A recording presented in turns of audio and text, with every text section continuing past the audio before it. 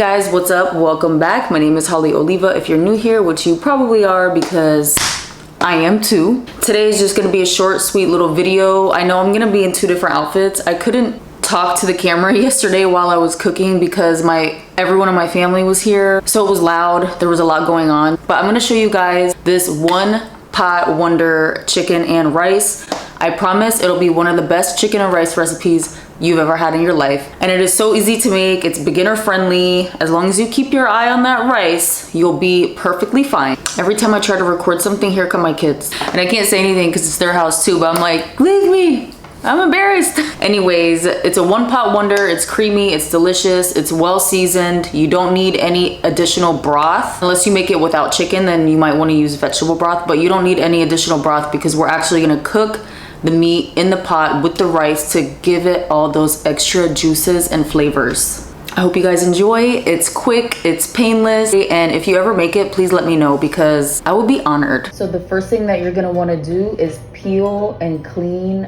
all of your root vegetables. You could also use celery in this recipe, but I didn't have any.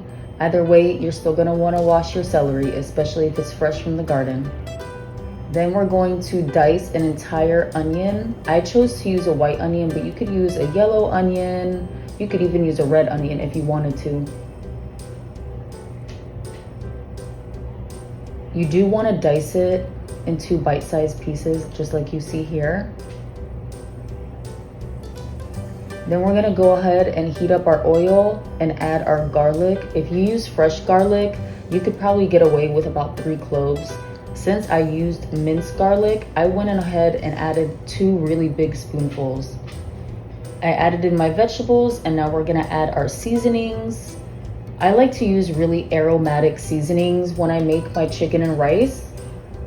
And I like to add the seasonings before I add anything else after I add the oil, just because I feel like the oil really helps open up those aromatics. And you won't regret it. Your house will smell amazing. And yes, you saw that right. I did use cinnamon and nutmeg. I feel like it adds so much flavor and it feels like home when you add cinnamon and nutmeg to recipes such as this. I used about a 1/4 cup of lime juice, some salon completa. I don't typically add Sofrito, but I decided to at the very end, and I'm glad I did because it made for a really good base for this chicken and rice. And here you'll see the chicken and rice. You'll see the seasonings just like bubbling and looking beautiful. You want to cook down your vegetables just a little bit. Then we're gonna go ahead and we're gonna add all of our chicken,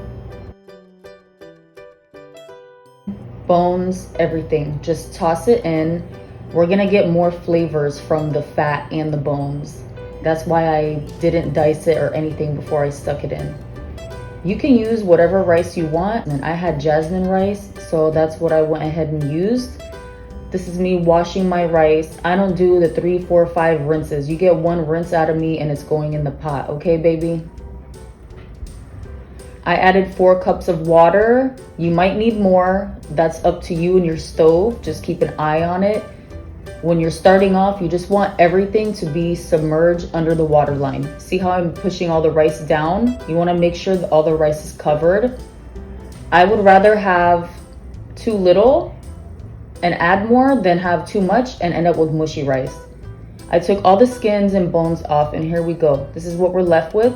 I would usually top it with parsley, but I didn't have any. I would recommend getting some parsley because it just takes it to the next level. It was so good. I had 3 bowls, you guys.